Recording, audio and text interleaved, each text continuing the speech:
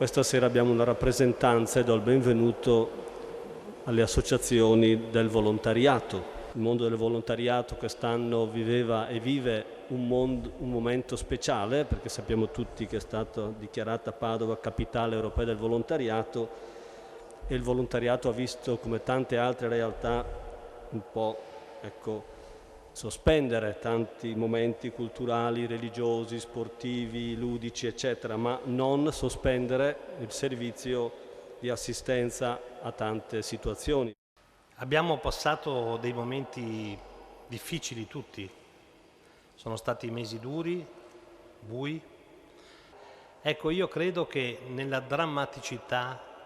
dei tempi che abbiamo vissuto, Padova, capitale europea del volontariato, è stato un momento bello perché anche in questa occasione siamo riusciti a fare in modo che questa idea di avvicinarsi agli altri, questo modo di avvicinarsi agli altri è stato veramente contaminante e quindi molte persone che non l'avevano mai fatto si sono rese disponibili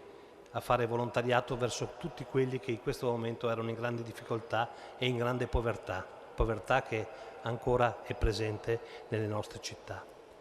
Ecco,